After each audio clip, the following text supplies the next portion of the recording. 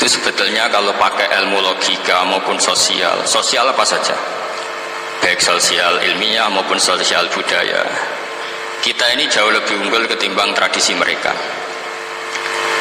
Misalnya begini, dulu di era Umar bin Abdul Aziz ada yang memberi gelar Khamisul Khulafa. Ini yang dikutip Mizan Kubro Imam Syaroni. Beliau ngendikan begini, idza ra'aitum jama'atan yatanajawna sirran fima bainahum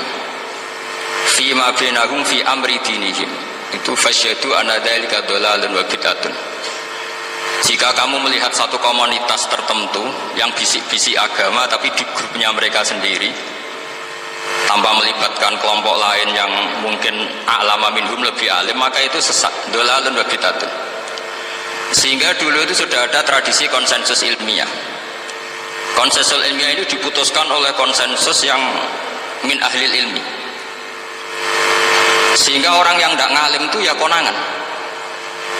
Kalau sekarang nggak pati konangan, tahu-tahu ada orang nggak jelas juntrungannya punya majelis tafsir yang bisa saja cindil tikus itu halal, hanya karena berdasar dalil, misalnya kulla ajidu fima uhiya ilayya muharraman ala ta'imi yat'amuhu illa yakuna apa maitatan aw damam masfuhan aw lahma apa khinzir, sehingga dianggap yang halal itu banyak, yang haram hanya 3. Saya pernah ketemu di antara mereka, tanya, apa betul Gus Bak menurut Islam begitu? Terus saya baca di antara ciri Nabi itu yang ada di kitab Taurat dan Injil itu wa yuharrimu alaihimul khaba'is.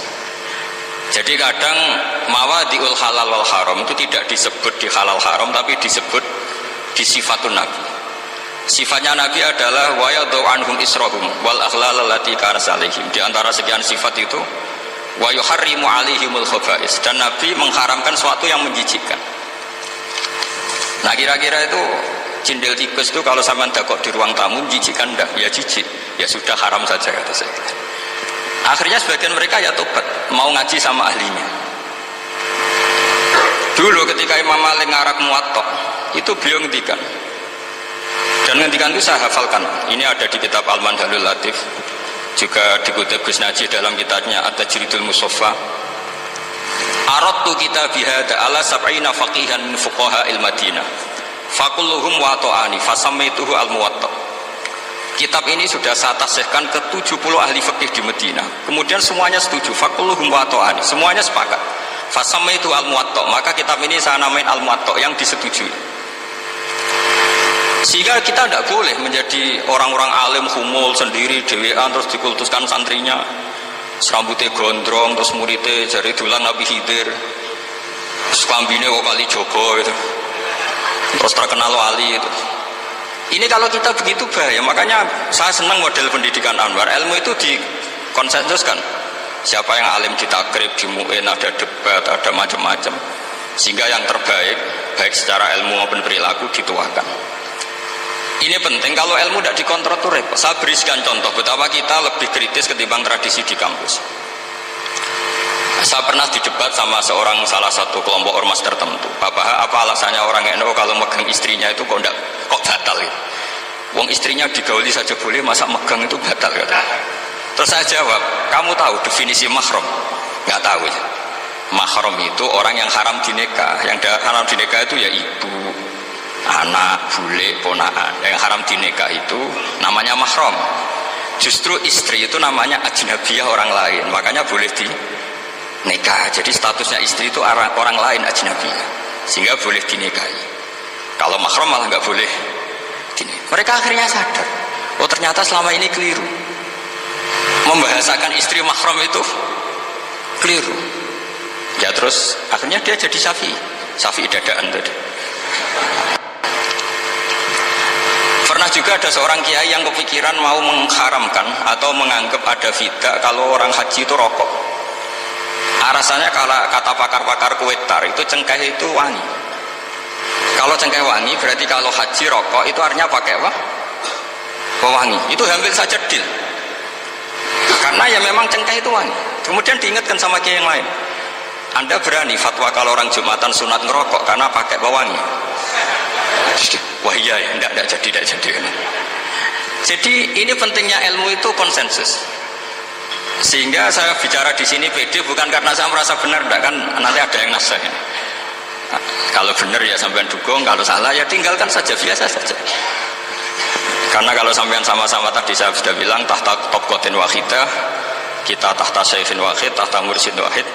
Saya pikir ilmu saya dan sampean ya undi lah. Kita beda jauh kan dengan Gus Najih karena beliau alim, sangarang kita banyak. Kalau saya jenengan kan ya sama-sama agak jelas gitu ya, sudah pokoknya santai-santai saja, pokoknya rileks saja. Yang jelas saya datang ke sini itu mau cerita kebanggaan saya sebagai orang pesantren, produk pesantren kalau kata Gus Barak tadi. Di kampus itu saya berkali-kali ketemu doktor, profesor, dan mereka umumnya itu orang-orang yang galau, yang gelisah. Dan lucunya itu mereka memposisikan saya sebagai penasihat. Karena apa? Memang ilmu pesantren itu unik. Ilmu yang bisa menjawab problem apa saja.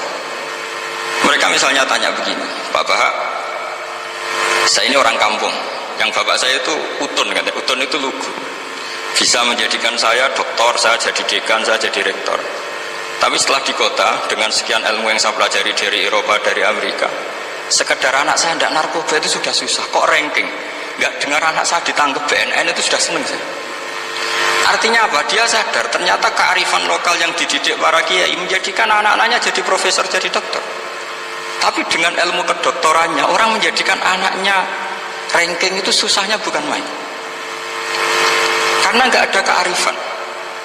Ilmu yang mereka anggap adalah dianggap ya, tentu tidak hakikat, eksak.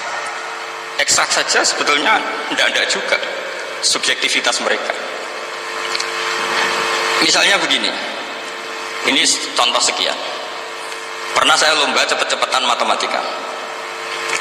Kalau saya kan pernah dimintai konsultan sebagai badan Basnas Nasional. Mereka kalau ngitung ya zakat tijarah itu 2,5%. Misalnya zakat ziro'ah berapa? 10% atau 20%. Kangkang yang di sini tak pikir itu mesti bingung karena gaya porogabit itu mesti raiso. Dan mereka tak tantang, coba jenengan bikin porogabit, saya pakai matematika pesantren, itu cepet saya.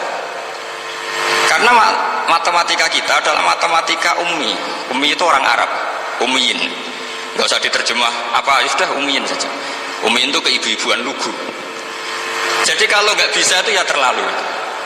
Misalnya 2,5%, kalau kita bilang kan rubul usur. Ya sudah 1.000 itu diusurkan dulu menjadi 10. Setelah 10 itu kan misalnya ya 1.000 berarti usurnya 100, ya kan? Setelah 100 cari rubuknya berapa? 25. Berarti setiap 1 juta 2,5% adalah 25. Mereka masih garap porogabit, saya sudah cepat 1.000 usurnya 100, rubuknya 25, namanya rubul usur. Begitu juga misalnya kita punya aset 100, nisful usur, usurnya 10, nisfunya berarti 5. Itu rasa porogabit cepat ketimbang sampean porogabit 2,5% kan suwi. Terus dia tanya, Pak matematikanya kok cepat? Dapat ilmu dari mana? Pernah kuliah di mana? Ya saya ngaji di Sarang sama Mbah Mun, terus saya ngaji beberapa ilmu. Nah, kelirunya rata-rata santri itu faraid itu ya ora seneng. Nah, bulat. Nah ini cerita saja. Jadi kita bisa membuktikan ke khalayak ramai kalau kita tidak kalah. Khawarizm Al-Jabar terkenal di barat, Avicenna atau Ibnu Sina itu ya dengan ilmu-ilmu umum. Dan mereka fasih sekali menerangkan ilmu medis, ilmu apa, fasih sekali. Sehingga ketika sekarang teknologi katanya adanya di barat, di Eropa, sebenarnya mereka itu kagum sama Islam. Karena mereka ngakui bahwa di antara ilmu itu dari Islam, zaman Khawarizm, zaman Al-Jabar, zaman Avicenna, zaman Ibnu Rus dan sebagainya. Saya beri sekian contoh dan ini saya bilang tanyakan ke orang kafir yang paling inat, paling lacet di dunia. Tanyakan ayat ini, pasti artinya seperti ini. Yaitu ketika ada fenomena likuifaksi, tentu kalau di Jogja kan ada grup ilmiah. Mereka tanya saya, Bapak, apa ada teori manusia itu ditenggelamkan di bumi? Yang teori, bukan kasus, bukan peristiwa sejarah. Kalau peristiwa sejarah kan ada korun. Saya ditanya gitu terus saya jawab, Aamin tumman fis sama ayakhsifa bikumul ardu fa idza hiya tamur. Apa kamu merasa aman di dunia sementara pengendali langit, man fis sama itu pengendali langit, ya siapa saja, bisa malaikat atau bisa Allah, man sing kudratu sama, itu ahli tafsir beda pendapat. Yang nggak beda yang nggak pernah nafsiri gitu. Jadi yang nggak beda karena nggak pernah nafsiri. Ayak sifat bikumul ardo, bahwa bumi ini bisa ditenggelamkan. Faidah ya tamur, ya memang bumi itu bisa meleleh, bisa meleleh. Terus saya memberi sekian argumentasi. Kalau kamu katakan justifikasi ilmiah karena kadung Islam dan kadung pegangan Quran, mungkin Anda akan bilang saya ini justifikasi, nyari pembenaran secara syariah. Tanyakan ke ahli lughat yang non muslim, maknanya ayat itu tetap seperti itu. Begitu juga misalnya ayat wal ardi dzatis sadr, dan bumi yang berkarakter bisa retak. Sodkun itu retak. Dulu kita hanya punya contoh, misalnya biji-bijian jagung yang lembek, yang lemah, dan bumi yang keras atau ketela atau bengkoang itu. Ternyata dengan segala kelemahan ini, biji-bijian ini bisa merekah dan buminya yang ngalah memberi ruang. Ya, dulu ulama hanya nyontohkan tadi, misalnya kalkhinto apa saja yang bisa bumi mengalah dengan proses tumbuhnya tanam. Tapi itu kan qaulul mufassir. Kenangan saya ngaji Yai, makanya saya bangga sekali sebagai murid beliau. Saya memberi gelar beliau Al-Faqih Al-Mufassir. Faqih betul karena beliau putra Abu Zubair yang ma'ruf bil fiqhi. Dan Al-Mufassir beliau itu murid Said Alawi yang ngarang takriran Faidul Khabir itu dengan Habib Muhsin Al-Musawa. Ini penting, sanad kita ini penting, dan kita insya Allah sebagai murid tidak akan merusak sanad itu. Hanya merusak sanad itu gurunya alim, baik guru alim terus kita bodoh, itu merusak sanad itu. Saya masih ingat didhawuhi Mbah Mun, wong jagoan rusak sanad.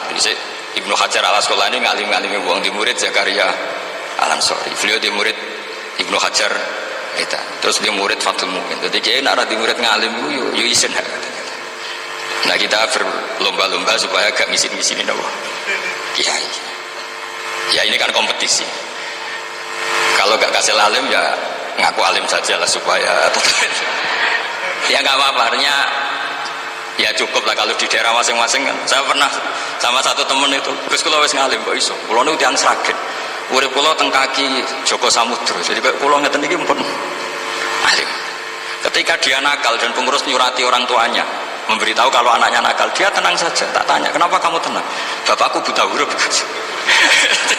Jadi pengurus nyurati itu ya tenang saja dia, karena dia tahu orang tuanya itu buta huruf. Kok nikmat kok gue ini saya najar. Ya tapi insya Allah barokatuh syekhina semua itu tetap berkah, karena itu awal hidayat di daerah masing-masing. Itu tidak perlu alim, sudah hebat itu. Karena ya nggak perlu lah, kalau alim betul malah nggak sempat dakwah. Begini, ini penting saya utarakan, karena sanad keguruan itu pernah saya cek ya. Ini cerita, ini tahadus bin Nikmat. Guyonannya ulama, meskipun guyonan itu ternyata musalsal. Dulu ya itu mungkin semuanya dengar, sering cerita ada seorang desa gitu yang kambingnya habis mati. Kebetulan kambingnya itu jenggotan, kata beliau. Itu ada khotib yang jenggotan tuh nangis. Sempat khotibnya itu GR kalau dia itu ya ta'assar bimau ibadih. Ya ta'assar sampai nangis sih. Ternyata enggak. Dia ingat khotib itu, ingat kambingnya yang mati. Itu cerita Yai dulu dan diulang-ulang. Ternyata saya baca, kalau sama nggak percaya baca di Al-Fawaid Asy-Syatiriyah atau Al-Fawaid Al-Haramiyah, itu karangannya Habib Salim Asy-Syatiri. Beliau dekat sekali dengan Gus Najib, pernah nginep di beliau. Itu di karangan beliau, sampai cek nanti di qauluhu ta'ala lau adzibannahu adzaban syadidan aw la asbahannahu aw la ya'tiyanni bisultanim. Itu kata beliau begini, adzaban syadidan itu orang dihidupkan atau didomisilikan di daerah yang nggak sejenis, itu tersiksa sekali. Terus di situ beliau cerita, dulu itu ada orang alim alamah hamilul Quran itu di penjara karena ketemu orang sejenis, santri-santri yang kebetulan itu ada kios politik itu atau gerakan politik. Itu di penjara tuh asik saja. Bahkan banyak alumni penjara itu udah hafal Quran. Yang sebelum hafal ada yang bebas, nggak mau bebas karena ingin meneruskan hafalan dengan saking keramatnya tadi orang alim yang hafal Quran. Nanti kalau nggak percaya nanti dicek, kitab itu sekarang gampang didapatkan. Al-Fawaid Asy-Syatiriyah atau Al-Fawaid Al-Haramiyah itu namanya itu. Itu ternyata terus penguasa ini ngerti, ini di penjara kok happy-happy saja malah mulang Quran. Di penjara mek wong bedui sing ora roh wong alim ya ora roh kitab. Ternyata si bedui tadi pertama melihat syekh yang jenggotan tadi, ingatnya sama kambing tadi. Langsung dong, ya Allah saya ingin bebas. Artinya betapa tersiksanya orang dikumpulkan orang yang tidak sejen. Dan guyonan itu ada di Al-Fawaid Asy-Syadiriyah. Betapa ini al-arwah junudun mujannad. Mbah Mun muridnya Sayyid Alawi pernah cerita itu, meskipun dengan analogi kias yang beda. Sayyid Habib Salim As-Sadri itu malah cerita itu ditadwin, dimudawankan, yaitu ditulis di kitab. Itu kan luar biasa. Dan saya punya kitab itu. Kemudian yang sama lagi adalah Yai sering berkeyakinan annal ardo kurawiyah. Meskipun sampean mungkin lihat di video-video nak bumi itu flat, itu orang nggak mau mikir mungkin ya. Annal ardo kurawiyah. Saya percaya beliau karena beliau orang alim dan saya percaya teori falak. Kemudian saya cek di tafsirnya Imam Habib Sadri tadi di ayat watarol jibala tahsabuha jamidatan wa hiya tamurru marras sahab, kata beliau annal ardo kurawiyah wa anna hadhil ardo tamurru kal jibal atau tamurru mamarul jibal marul jibal. Ketika dia ditanya apa alasannya, watarol jibala tahsabuha, kan ada kata tahsabuha. Tahsabu itu hasibah yahsabu husbanan. Kalau sebagian lughat hasibah yahsibu husbanan. Nah, itu sekarang, kata beliau, itu sekarang. Kenapa itu sekarang? Idlah husbana hunaka. Kan ada mufassir yang mengatakan tamur rumah sahab itu nunggu di akhirat. Watarol jibala tahsabuha jamidatan wa hiya tamur rumah sahab. Maros sahab itu nunggu nanti di akhirat. Tapi kata Habib Salim As-Sadri tidak di dunia. Idlah husbana hunalika itu akhirat maksudnya. Di akhirat husban itu artinya kan nyongko, ngiro. Di akhirat semuanya itu ilmu yakin, ainul yakin. Jadi kalau tahsabuha pasti di dunia, karena adanya husban dugaan hanya ada di dunia. Lagi-lagi muwafaqah bainahu wa bain Habib Salim As-Sadri. Dan di situ detail sekali. Cara beliau nulis tafsir, pengalaman ngaji sama Sayyid Alawi, tanggalnya. Begitu juga saya dulu ngaji sama Yai, banyak sekali diantaranya yang saya syukur sekali, yaitu tadi Ulumul Quran. Dulu di MGS yang ngajar Faidul Khabir beliau sendiri, dan kita syukur sekali. Jadi ini pengalaman-pengalaman kita sebagai murid, sebagai penerus. Terus ketiga begini, ciri khas samahah atau samahan. Ini saya meskipun tidak bawa makalah, saya ini baca sekian takbir. Kenapa guru-guru kita di Indonesia itu menghindari tema-tema ekstrim atau tema-tema keras? Saya pikir di sini masyhur sekali, beliau sering ngendikan zada khusyu'an zada jalan, kita hanya nirukan saja tapi tidak ikut menvonis. Karena kalau kita serius, terlalu serius ngendikan hukum-hukum yang serius, nanti kejadiannya begini. Ini saya baca takbir ini dari kitab Ibnul Qayyim di I'lamul Muwaqqi'in an Rabbil Alamin, dan dari kitab Nasaihul Ibad. Ketika lisan dihisab sama Allah Ta'ala dan mendapatkan azab yang paling tinggi dibanding jawarih yang lain, itu ketika lisan menanyakan sama Allah, kenapa ya Allah saya punya adab yang begitu ekstrim? Jawabannya Allah, kharajat minka kalimatun balagot masyarikal ardi wa magharibaha fasufikat biha damul haram wa ukhidha biha al-malul haram wa antuhika biha al-farjul haram. Jadi kalau fatwa serius menjadi ekstremis, apalagi fatwa-fatwa tentang chaos, tentang apa, itu nanti resikonya itu ada safkut dima, dan itu hal yang dihindari ulama dulu. Kamu jangan pernah fatwa dengan meluncurkan satu kalimat yang dengan kalimat itu bisa saja sufika biha adamul haram, orang-orang yang nggak perlu mati harus terbunuh, dan sebagainya dan sebagainya. Kalau dalam Nasaihul Ibad redaksinya adalah kharajat minka kalimatun balagot masyarikal ardi wa magharibaha. Ini kalau di kitab Ibnul Qayyim redaksinya itu ada seorang ulama yang ngeluh ketika habis ngajar Al-Hudud. Anadha, kata beliau, yuta'allamu minni ma tudrabu bihir riqab wa tuta'u bihil furuj wa tu'khadu bihil hukum. Jadi sehingga dengan tradisi ulama kabiron an kabirin, dulu-dulunya itu memang ulama menghindari tema-tema ekstrim. Bukan karena tidak bisa, karena takut ini kalau salah fatwa nanti safkut dima. Dan itu yang dilakukan Said Hasan bin Ali ketika beliau konflik, ya dengan tanda kutip konflik dengan Muawiyah. Kata beliau, bisa saja ini hakku rojulin, ya sudah tak kembalikan ke dia. Bisa saja hak saya tak kasihkan ke dia, haknan lidima'il muslimin. Tapi karena hukum itu adalah hukum yang sifatnya ijtihadiyah, beliau tetap menutup dengan makalah wa in adri la'allahu fitnatul lakum wa mata'un ilahin. Saya tidak tahu ini kayak apa, jangan-jangan ini hanya fitnah. Kenapa beliau tetap menutup hukum wa in adri, dan kemudian ditiru terus oleh Imam Malik, setiap ditanya sering bilang la adri, sampai yang tanya pernah mangkel. Ini pernah dikutip Gus Najib dalam kitab At-Tajridul Mustafa, juga ada di Al-Manhalul Latif. Kenapa Salim engkau selalu jawab la adri? Kata Imam Malik, jawab, saya ini orang Jawa, kalau sampean bilang la adri nanti gimana? Saya laporannya, disuruh tanya. Kata Imam Malik happy saja. Fa'ablih man waro'aka anni la adri. Enggak kamu tok yang harus tahu kamu saya la adri. Ya kan dari pisan umat temen aku ya la adri. Jadi ulama dulu saking khosnya saya sama Allah, khosyah, bilang enggak tahu itu enggak masalah.